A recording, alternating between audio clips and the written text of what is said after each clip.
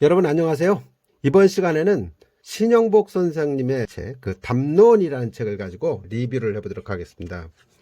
제가 신영복 선생님의 책은 처음 읽었는데 깊이가 있고 신선한 새로운 것들이 참 많았던 것 같습니다. 굉장히 감명이 깊었었고요. 신영복 선생님은 경남 밀양에서 태어나서 서울대에서 경제학과 졸업하고 숙명여대 그리고 육군사관학교 교관으로 있던 중에 통일혁명당 사건으로 구속돼서 무기징역 선고를 받았죠.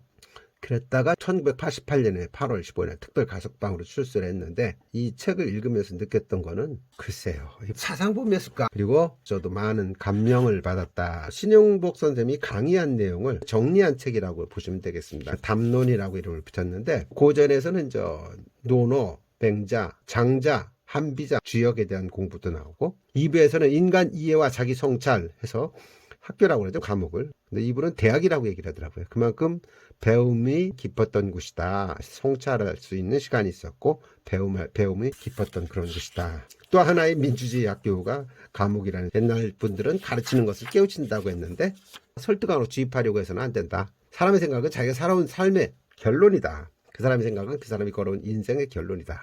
이런 얘기를 하고 있습니다. 공부라는 것은 천과 지를 연결하는 뜻이다. 천지를 사람이 연결하는 것이고 살아가는 것 그 자체가 다 공부다. 공부는 시작은 머리에서 가슴으로 가는 건데 가슴에서 끝나는 게 아니고 가슴에서 다시 발로 여행을 한다는 거죠. 머리, 가슴, 발 이런 형태로 가는 것이 공부다.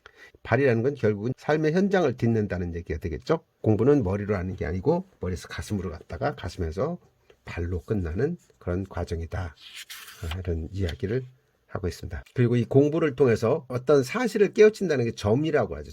점이 또 연결되면 선이 되고 선이 이어져 또 면이 이루어집니다. 또 입체화되는 거고. 신영복 선생님이 강의를 하면은 학부 강의에서 마지막 5분 동안에 그날의 강의 요지를 적게 한다고 합니다. 시와 관련이 없지 않는데, 안다는 것은 복잡한 것을 한마디로 요약할 수 있을 때, 다시 말하자면 시적인 틀에 담을 수 있을 때 비로소 안다고 할 수 있다.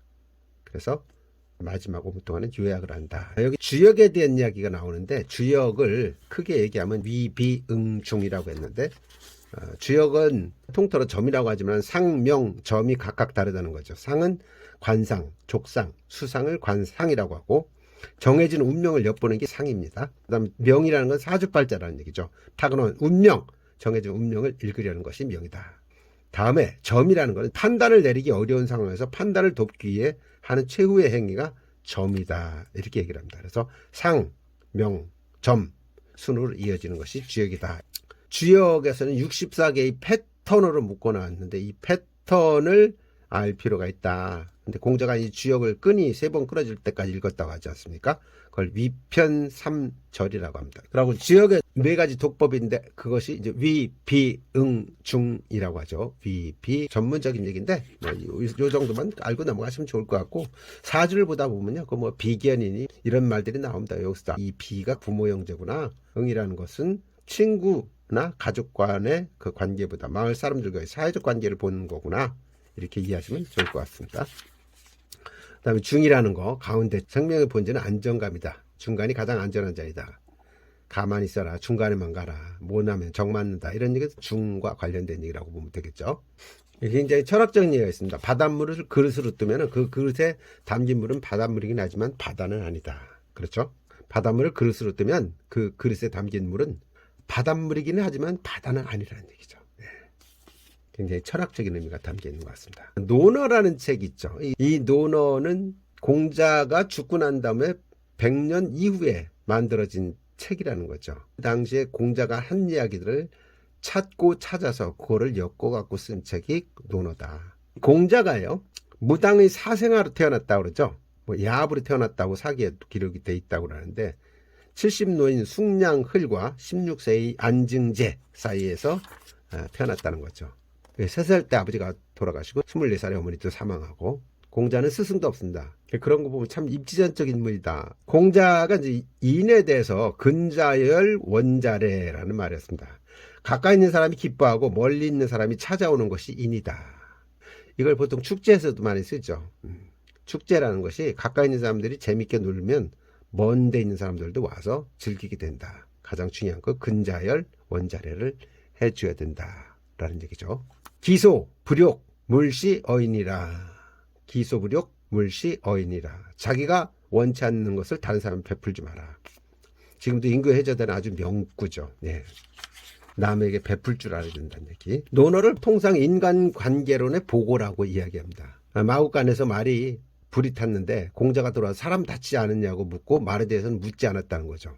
이 일화를 두고 공자가 인간적이다 이렇게 얘기를 하는데, 그 당시에 말 한 마리 값이 노비 세 사람 값이었다고 합니다. 그러니까 말은 더 비싼 건데도 비싼 날 값으로 물어보지 않고 사람 다치지 않았느냐 이렇게 물었다는 거는 논어 이 자체가 인간의 발견이다 이렇게 생각할 수 있다는 거죠.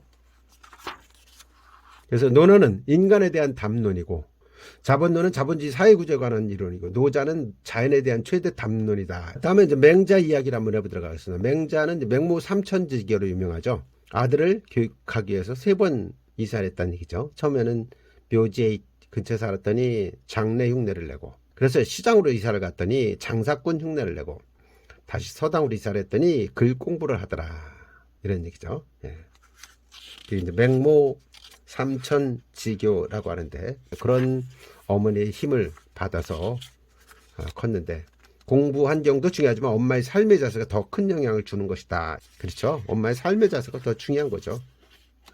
자식을 키우겠다는 그런 일념으로 3번씩 이사하는 그런 열성도 중요한 거죠. 강남의 어머니 같은 느낌도 주긴 하지만은, 예. 공자의 핵심이 인이라고 한다면 맹자의 핵심은 의라고 할 수 있습니다. 의라는 것은 인을 사유한 개념이다. 인이라는 글자가 두 사람을 뜻하는데 인간관계죠. 인간관계가 곧 사회다. 맹자에서 가장 높게 평가하는 부분은 민본사상이다. 민본사상의 밑줄 한번 그어보도록 하겠습니다. 민본사상은 정치사상에 국한되지 않고 여민락이라는 거죠. 백성과 함께 즐거워한다. 우리가 지금 대통령 뽑으려고 할 때 백성과 함께 즐거워하려고 하는 사람이 누군가 한번 생각하는 것도 중요할 것 같습니다. 다음에 노자가 되겠습니다. 노자에서 우리가 배울 수 있는 것은 2가지죠. 무의와 상선약수. 이 2꼭지만 배워도 노자를 알고 있다라고 얘기할 수 있는 건데, 무의 개념, 상선약수죠. 최고에서는 물면 못하다. 이런 얘기죠. 물과 같다. 그래서 무라는 거는 그냥 아무것도 없는 것이 아니라 모든 것의 근본이 무다. 여기 재미난 사례가 들어와 있습니다. 엄마가 아기들하고 할 때 깍꿍놀이를 하지 않습니까? 없던 엄마가 갑자기 깍꿍하고 문 뒤에서 나타나고, 아기는 없다, 있다를 함께 생각합니다. 숨바꼭질 놀이도 같은 거다. 무유론이 노자 철학의 핵심인 이유를 깨달을 필요가 있다. 깍꿍 나타났다가 사라졌다는 이거 무유. 예. 노자의 철학을 그렇게 깍꿍 놀이를 통해서 설명을 하고 있습니다. 노자 강의를 무의와 상선약 2가지만 하자고 했는데, 머리가 하얗게 센 80세 노인의 모습으로 태어나서 노자라고 했다고 합니다. 모든 고전은 과거와 현재가 넘나드는 곳이고, 실제와 상상력, 현실과 이상이 넘나드는 역동적 공간이다. 필자는 죽고 독자는 꾸준히 탄생합니다. 상선약수란 말이죠. 최고에서는 물과 같다라는 뜻이죠. 물의 철학이라는 게 나오는데 좀 이따 말씀을 드리기로 하고요. 노자가 이제 강물을 최고의 선이라고 한 이유는 3가지가 있는데, 수선리 만불. 네, 첫 번째 수선리 만불입니다. 물은 만물을 이롭게 하기 때문이다. 네, 물이고 생명이라는 얘기죠. 2번째 부쟁입니다. 부쟁. 다투지 않기 때문이다. 물은 다투지 않는다는 얘기죠.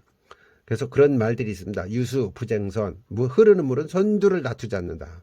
뿐만 아니라 산이 가로막으면 돌아가고, 큰 바위를 만나면 몸을 나누어 지나가고, 웅덩이를 만나면 다 채우고 난 다음에 뒷물을 기다려 앞으로 나가고, 절대로 무리하지 않는다는 얘기죠. 다음 3번째는 처중인지 소오라고 그랬습니다. 모든 사람이 싫어하는 곳에 처하기 때문에 상선이라고 합니다. 물은 높은 곳으로 흐르는 법이 없고 반드시 낮은 곳으로 흐른다는 얘기죠. 이 3가지 이유로 노자는 최고에서는 물과 같다라고 이야기를 하고 있습니다. 세상에 2 종류의 사람이 있다고 합니다. 자기보다 강한 사람에게 당당하고, 자기보다 약한 사람에게 관대한 사람과, 반대로 자기보다 강한 사람에게는 비굴하고 자기보다 약한 사람에게 오만한 사람이 있다는 거죠. 여러분은 어느 쪽입니까? 맹자의 이제 50보소 100보라는 예화도 있죠. 예.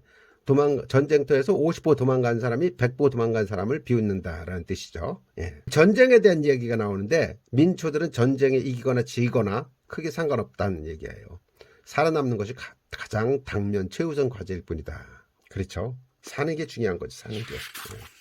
어떻게 사느냐도 중요하지만은 생명이라는 건 굉장히 소중한 겁니다. 그래서 사는 것은 중요한 것이다. 그다음에 어느 불구자의 자기 성찰 이야기가 가슴에 와닿습니다. 겨울철 독방에서 이 구절을 만나서 감동을 잊지 못한다고 하는데, 불구자인 산모가 깜깜한 밤중에 혼자서 아기를 낳고 그 무거운 몸으로 급히 불을 켜서 자기가 낳은 아기를 비춰본다는 얘기예요. 이 이야기의 핵심은 그 경황 없는 중에도 급급히 불을 켜서 비춰보는 이유, 그거는 그 아기가 혹시 자기를 닮았을까봐 두려웠다는 얘기죠. 자기를 닮지 않기를 바라는 간절한 모정, 이것이 유공기사기야라는 말입니다. 유공기사기야, 부모의 마음이겠죠. 지금 대선 전국에서 우크라이나 사태가 나면서 전쟁에 대한 이야기가 참 많이 나오고 그랬는데, 묵자는 전쟁과 전쟁 문화에 대한 비판뿐만 아니라 전쟁 방식을 통한 부국강병 정책 그 자체의 불가함을 역설합니다. 전쟁으로 폐허가 된 성을 점령한들 아무 소용이 없다. 수많은 백성들을 죽음으로 내몰고 온 나라를 추토하면서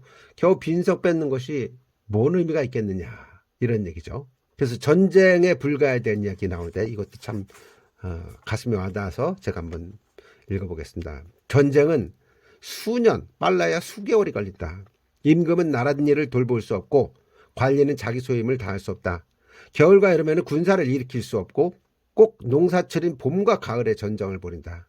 씨 뿌리고 거둘 겨를이 없어진다. 이렇게 되면 국가는 백성을 잃고 백성은 할 일을 잃는다. 화살, 깃발, 장막, 수레, 창칼이 부서지고 소와 말이 죽으며 진격할 때나 퇴각할 때에도 수많은 사상자를 내게 된다. 죽은 귀신들은 가족까지 잃고 죽어서도 제사를 받을 수 없어 원기가 되어 온 산천을 떠돈다. 전장에 드는 비용은 치국에 사용한다면 그 공은 몇 배가 될 것이다. 전쟁을 하자고 하는 이런 후보들 절대 뽑으면 안 되겠죠. 네. 전쟁 그 자체가 온통 괴로움입니다. 괴로움뿐이에요. 한비자라는 책이 10만 자의 방대한 책인데, 노자가 5,000자, 논어가 12,000자, 맹자 35,000자, 장자 65,000자. 그런데 한비자는 10만 자라는 겁니다. 왜 이렇게 많으냐? 방대한 많은 예화를 담고 있는 것이 한비자다. 그래서 한비자를 읽다 보면 참 재미가 있다는 얘기죠. 더군다나 이분은 감옥 독방에서 한비자를 읽었으니까 얼마나 재미가 있었겠습니까? 시간 가는지 몰랐겠죠. 한비자에 보면은 군주가 신하를 다스리기 위해서 두 개의 칼자루를 잡아야 된다. 두 개의 칼자루는 바로 이병으로 형과 덕이다. 죽이는 것이 형이고 상 주는 것이 덕이다. 남의 신하된 자는 주벌을 두려워하고 상받기를 이렇게 생각해야 한다. 따라서 군주가 직접 형과 덕이라는 두 개의 칼자루를 장악해야 군주의 위세를 두려워하고 그 이익에 귀순하는 것이다. 한비자는 동양의 마키아벨리라고 하지 않습니까? 군주의 술수, 이런 얘기도 하고 그러는데, 술수라는 건 다만 중앙집권제를 운영하기 위해서 불가피하게 요청되는 관료의 통제 방식이다.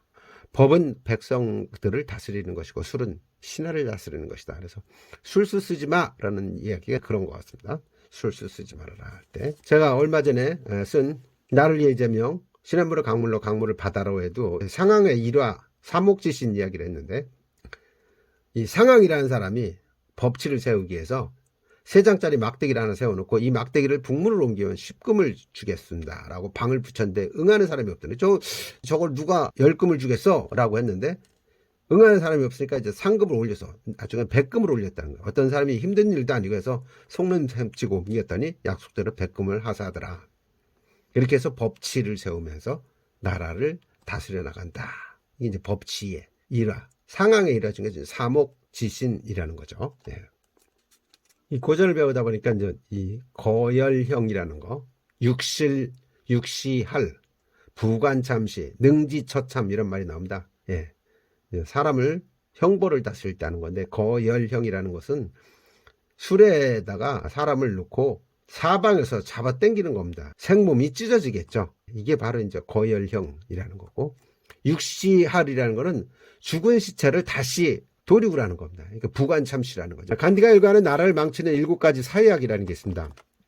원칙 없는 정치, 노동 없는 부, 양심 없는 쾌락, 인격 없는 교육, 도덕 없는 경제, 인간성 없는 과학, 희생 없는 신앙, 이런 것들을 나라를 망치는 7가지 사회학이라고 표현하고 있습니다.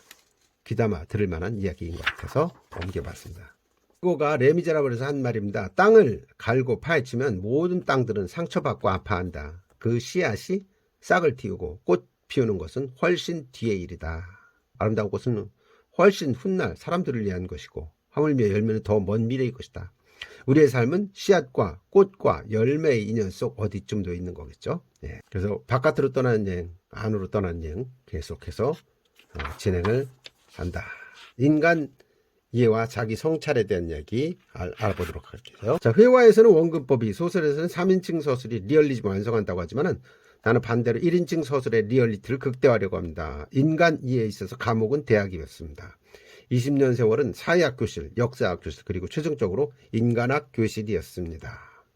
이분은 감옥에서 배웠던 것을 사회학, 역사, 그리고 인간학이라고 설명을 하고 있습니다.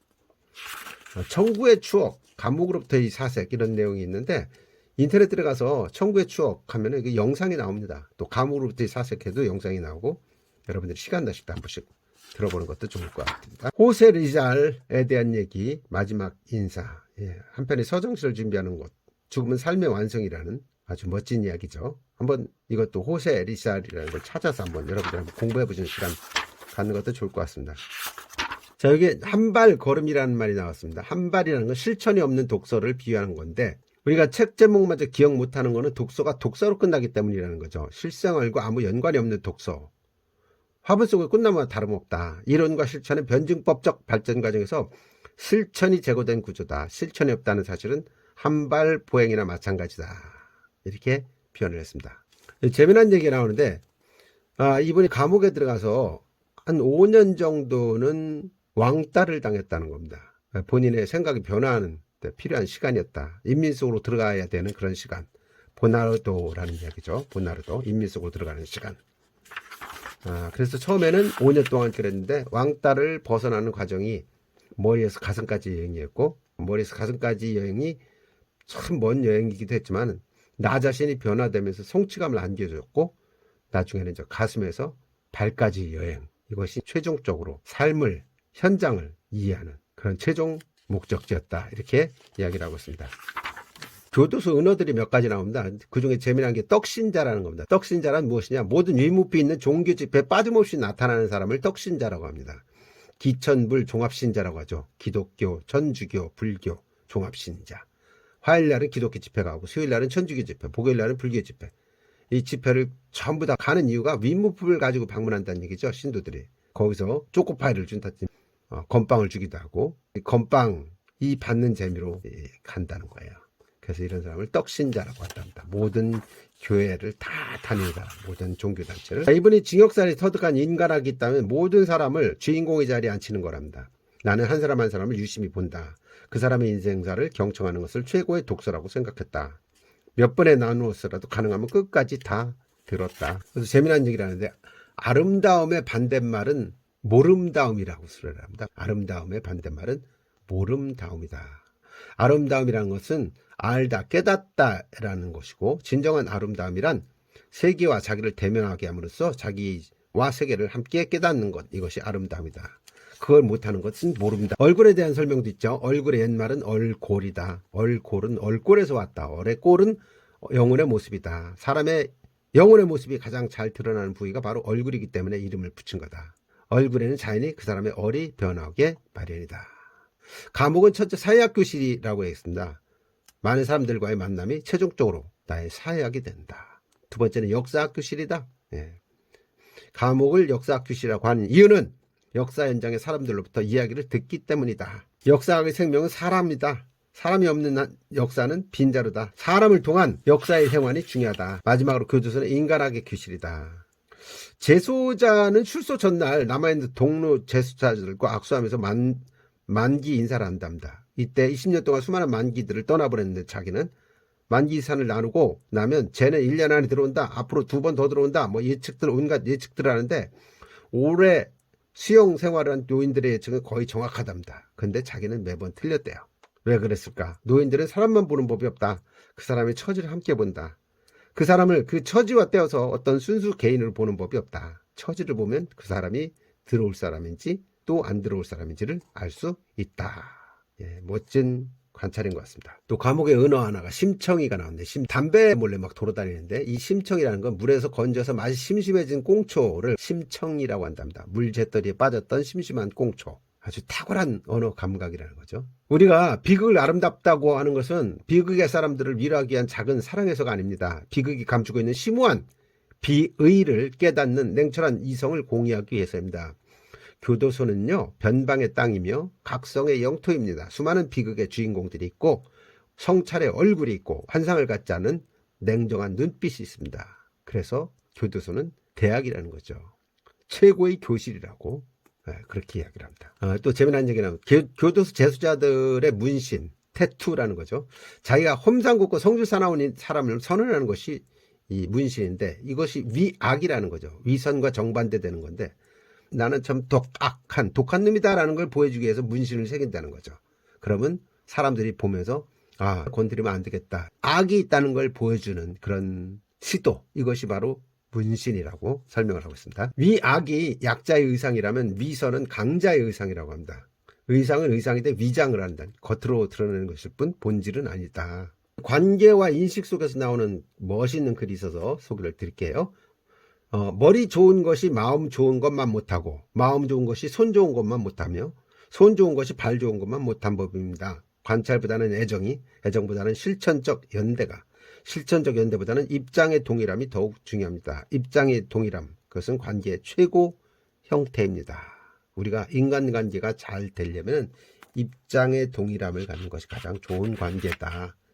결혼을 앞둔 여인이 친구로부터 그 사람과 결혼하기로 결심한 이유에 대해서 질문을 받았을 때 이 여자가 이렇게 얘기를 한다는 거죠. 그 사람과 함께 살면 내가 더 좋은 사람이 될 수 있다는 확신이 들었기 때문이야.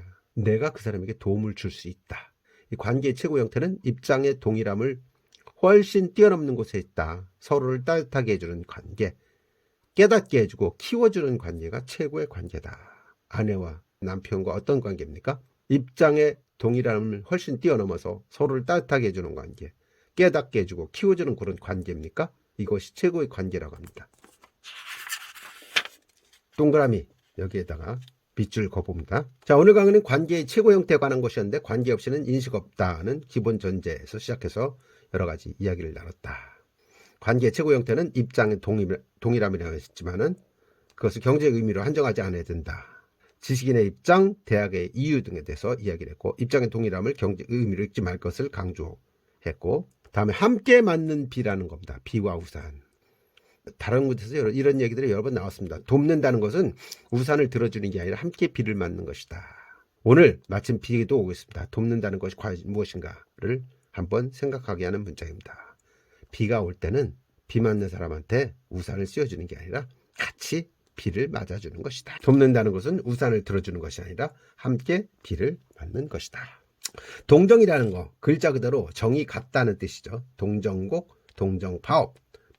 범틀이란 말이 있습니다. 개틀의 반대인데 돈을 많이 쓰거나 편지, 면회가 많은 사람을 범틀이라고 합니다. 교주소 은어인데 그래서 어떤 사람이 딱 들어왔는데 건빵을 하나씩 돌렸다 그러면 범투로 왔나 보다. 먹거리가 있겠구나. 감빵에도 싸가지 없는 사람이 한 명씩 있다는 거예요. 싸가지 없는 사람이란 무례하고 경우도 없고 하는 짓이나 하는 말 어느 것 하나 밉지 않은 구석이 없는 사람.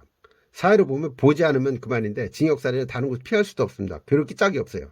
성질 급한 사람이 주먹 다지고 혼찌검을 내줘도 소용이 없어요. 어느 감방이든 그런 사람이 꼭 한 명씩 있다. 그래서 우리는 그 친구 출소 날짜만 손꼽아 기다리는데 그 녀석이 나가고 나면 싹 속이 시원할 것 같은데 또 그런 녀석이 또 들어온다는 거죠. 예, 이게 싸가지가 없는 사람. 사회뿐만 아니고 교도소에도 싸가지 없는 사람이 있나 봅니다.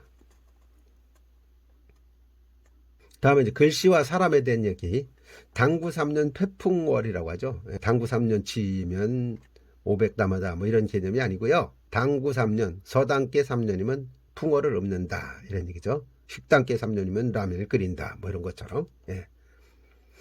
그래서 이 글씨에 대한 얘기, 여기 우공이산에는 글씨가 있는데 이거 보면 한 폭의 글씨에는 실패와 사과와 감사 등 파란만장한 인생사가 담깁니다. 이처럼 획, 자, 행, 연이 조화를 잃지 않아야 되면 물론이지만 글귀 전체 분위기도 만들어 가야 됩니다.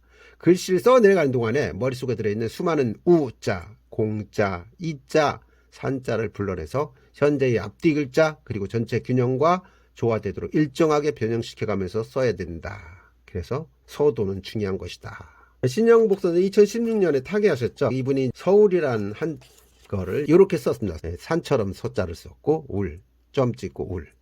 북악은 5천년 동안 무심하고 한수는 유정하게 700리를 흐른다. 북악 무심 5천년, 한수 유정 700리. 여기 북악 무심 5천년, 한수 유정 700리. 이거를 서울시청 시장실에 걸어놨는데 지금도 그게 그대로 있다는 거죠.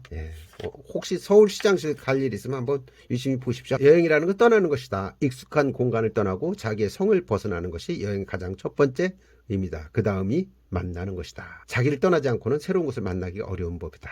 콜럼버스가 신대륙을 출항한 우엘바 항구. 그게 우엘바죠. 그 다음에 이제 제가 이따금 써먹는 말이 여기 나와 있네요. 대인춘풍 지기추상. 남을 대하기는 춘풍처럼 관대하게 하고 자기를 갖기는 추상같이 엄격해야 된다. 우리는 대체로 반대를 하는데 자기한테는 관대하고 다른 사람한테는 까다로운 잣대를 평가한다는 얘기예요. 그렇지만 자신에게는 엄격하게, 타인에게는 관대하게. 검사들이 폭탄주를 많이 먹지 않습니까? 이 사람들이 폭탄주 돌릴 때도 이런 말을 씁니다. 자신한테는 엄격하게, 타인에게는 관대하게. 술을 많이 못 먹는 사람들한테는 관대하게 폭탄주를 주고 자기한테는 가득 먹고. 미국 유학생 이야기인데요. 황인종 다음에 백인이라는 서열을 막연히 생각했던 것이 미국 생활이었는데 알고 봤더니 미국은 백인 다음엔 흑인이고 흑인 다음엔 난민이고 난민보다는 난민 다음에 인도인 이슬람인이고 그 다음에는 아래 서열입니다. 만약에 우리가 동양인들은 거기 가면은 그 서열이 한국인들 한참 밀린다는 거죠. 우리가 미국을 몰라도 너무 모른다는 얘기 하고 있습니다. 파사라는 노래 있죠. I'd rather be a sparrow than a snail. Yes I do. 뭐 이런 노래. 여러분 엘코드 파사 가사를 생각하면 그때 심정을 이해할 수 있다. 달팽이보다는 차라리 참새가 되고 싶고 못보다는 망치가 되고 싶다는 자유의 갈망. 엘콘도 파사에 그런 사연이 있는지를 몰랐습니다. 사이먼 앤 카펑클의 엘콘도 파사. 시간 나면 한번 들어보시기 바랍니다. 가사도 음미해 보시고요. 아까도 아름다움과 모름다움에 대한 얘기 나왔는데 아름다움이 한자로 쓰면 미자입니까? 양양자에다 큰 대자입니다. 양이 큰 것을 아름답다고 합니다. 고기는 먹고 그 털은 입고 기름은 등위로 사용하고 뼈는 화살촉을 만든다. 물질적 삶의 실체다. 그런 양이 풀밭에서 무럭무럭 자라는 것을 보고 있을 때의 흐뭇함. 그것이 미적 정서의 근본이다. 생명 자체를 뒷받침하는 안정감. 그것이 미의 본질이고 아름다움의 내용이다. 상품 미학은 모름다움이다. 먼저 바람과 함께 사라지다라는 영화 있잖아요. Gone with the Wind라는 영화.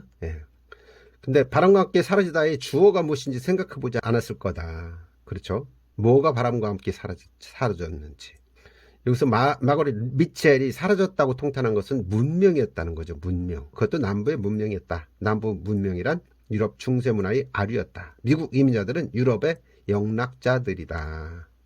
빈민과 범죄자가 대부분이었다. 거대한 컴플렉스 투성이다. 그것이 바람과 함께 사라졌다는 얘기다. 비극이 아니라 희극이다. 다음 근대사회가 자기 정당성의 근거를 내세우는 것이 빅5입니다. 사회 공적 5가지. 뭐예요? 빈곤, 질병, 무지, 부패, 오염. 민주주의가 잘 되고 자본주의가 발달하면 이 5가지가 해결이 될까요? 아니라는 거죠. 미국만 하더라도 하루 1달러 미만으로 생존하는 빈곤층이 2천만 명이나 된다. 1달러면 1200원 아닙니까? 1200원 갖고 사는 사람이 2천만 명이나 된다. 미국에도.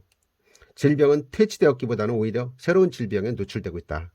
끊임없이 우리는 새로운 질병에 시달리고 있습니다. 지금도 코로나, 미크론 그냥 계속 시달리고 있습니다. 에이즈 비롯해서 AI, 에볼라, 신종 질병 끊임없이 나타나고 있고 또 이것들이 외부라면 내부에서 나타나는 병은 우울증이죠. 얼마 전에 김정주, 넥슨 대한민국 최고의 갑부라는 사람도 우울증으로 자살하지 않았습니까? 그래서 빈곤, 질병 사라지지 않는다. 또 무지도 마찬가지라는 얘기예요. 무지. 지란 무엇이냐? 논어의 번지가 지에 관해서 질문합니다. 공자의 대답은 놀랍게도 지인입니다. 사람을 아는 것이 지다. 최고의 인문학이죠. 모든 권력이 가장 먼저 착수하는 것이 우민화 정책인데 사람을 아는 것이 지다. 그것이 인간학이라는 얘기죠. 또 네 번째 부패죠. 부패는 사라지고 있습니까? 아닙니다. 지금도 역시 부패는 엄청나게 지금 벌어지고 있습니다. 정치권도 마찬가지죠. 핀란드는 국제투명성기구가 선정한 반부패지수 연속 1위 국가죠. 핀란드는 교육은 성적순위 아니죠. 모든 학생들 성적을 세 가지로 평가한답니다. 잘했어요? 아주 잘했어요? 아주 잘했어요. 교육이란 사회가 책임져야 할 공공재다. 개인이 부담하고 교육 성과도 개인이 사유하는 신자유주의 교육 환경은 판이하다. 경쟁은 옆 사람과의 경쟁이 아니라 어제의 나 자신과의 경쟁이어야 된다. 이러한 교육 환경과 사회 환경이 반부패 지수 1위 국가로 만들었다. 핀란드 정말 살기 좋은 나라 같아요. 다음 오염, 마지막 오염. 수긍할 사람이 거의 없죠. 지구, 기후위기와 탄소 중립 이런 얘기들 많이 나오고 그러는데 환경 오염, 생태계 파괴, 지구온난화 이런 것들 전부 시급한 과제인데 이거 전혀 해결되지 않고 있다. 이 지구상에는 생물을 동물, 식물, 미생물로 분류하는데 생산자는 식물밖에 없다. 동물은 철저한 소비자일 뿐이다. 미생물은 생산이든 소비든 그것을 매개하는 역할을 한다. 우리가 생산 이름으로 자연자원과 인간을 사용한 다음에 자연과 인간을 원상태로 돌려놓지 않는다. 가져왔을 때 도로 돌려놓지 않는 부분, 외화된 부분을 생산이라고 한다. 가치 창조라고 한다. 그것이 바로 오염이다. 그래서 근대사회의 공적 5가지 하면 빈곤, 질병, 무지, 부패, 오염 이 5가지를 들 수가 있다. 이것이 지금도 해결되지 않고 있다는 것이 심각한 문제죠. 다음에 전쟁. 전쟁은 10년 단위로 반복이 되어 왔다는 겁니다. 여러분 확인해 보시기 바랍니다. 1919년에 세계 1차 대전, 29년에 대공황 발생하고 39년에 2차 세계대전, 10년 후에 또 한국전쟁, 또 베트남 전쟁 시작되죠. 지금 우크라이나 전쟁 있죠. 이슬람 전쟁도 있었죠. 끊임없이 그 전에도 많은 전쟁들이 있었습니다. 미국은 이걸 이용해서 먹고 사는 나라. 과장일까요? 아니죠. 미국은 어떤 국제 분쟁이나 전쟁도 문제의 최종적 해결에 이르게 하지는 않는다. 얘들은 전쟁을 즐기고 전쟁을 통해서 또 새로운 부르다 활용을 하고 있다는 얘기입니다. 미국은 대한민국의 평화를 절대 원하지 않는다. 그런 점에서 한반도 평화협정 체결이라는 최종적 해결은 미국의 계획에 없다. 맞습니다. 정확히 보고 있네요, 이분이. 영원한 우방이 아니라는 거. 이 책을 통해서 우리가 깨우쳤으면 하는 바입니다. 한 가지 분명한 것은 인문학적 성찰이 이러한 문제의 근본적 구조를 조감할 수 있는 높은 관점을 열어줄 것이라는 점에서 의심의 여지가 없다. 제국의 몰락이라는 책 한번 읽어보시면 좋을 것 같다는 생각 들고요. 마지막으로 희망의 언어 석과 불식에 대한 이야기 한번 소개할게요. 석과 불식. 주역 강의 때 소개했던 건데 내가 가장 아끼는 희망의 언어다. 씨과실을 먹지 않는다는 뜻입니다. 여기 보이는 것처럼 씨과실을 먹지 않는 것은 지혜이며 동시에 교훈이다. 씨과실은 새봄의 새싹으로 돋아나고 다시 자라서 나무가 되고 이윽고 숲이 되는 장구한 세월을 보여준다. 하늘의 외로운 석과가 사냐를 넘는 거대한 숲으로 나가는 그림은 생각만 해도 가슴이 벅차다. 역경을 희망으로 바꾸어내는 지혜이며 교훈이다. 그래서 염락이라는 말이 나옵니다. 염락. 어려움에 직면할수록 냉정하게 현실을 직시하고 환상과 거품을 청산하는 일부터 시작해야 된다. 잎사귀는 환상과 거품이라는 얘기죠. 다음이 채로. 염락 후의 나무는 나목입니다. 나목. 벌거진 나무. 잎사귀에 가려져 있던 뼈대가 훤히 드러난 상태. 우리가 하는 일은 바로 그 구조와 뼈대를 직시하는 일이라는 얘기죠. 이 뼈대는 3가지가 있다. 정치적 자주성, 경제적 자립성, 문화적 자부심. 마지막으로 본분. 분본. 똥분자, 본본자. 뿌리를 거름하는 것이다. 가장 중요한 것은 사람이다. 사람 그 자체가 최고의 가치다. 사람이 끝입니다. 절망의 경우 사람을 키워내는 것을 극복하는 것. 이것이 바로 석과 불식의 교훈이다. 최고의 인문학이 아닐 수 없다. 욕망과 소유의 거품, 성장에 대한 환상을 청산하고 우리의 삶을 근본에서 지탱하는 정치, 경제, 문화의 뼈대를 튼튼히 하고 사람을 키우는 일. 이것이 석과 불식의 교훈이고 희망의 언어다. 석과 불식은 하나의 작은 씨 과실에 관한 이야기입니다. 이분이 이제 20년 이상 감방에 있었는데도 자살하지 않았던 이유는 햇볕 때문이었다. 겨울 독방 햇볕은 내가 죽지 않고 살아가는 이유였고 생명 그 자체다. 우리는 매일 40명이 자살하는 사회에 살고 있는데 매년 일개 사단 병력이 넘는 15,000명이 자살을 하는 겁니다. 내가 자살하지 않는 이유가 햇볕이라고 한다면 내가 살아가는 이유는 하루하루 깨달음과 공부였다.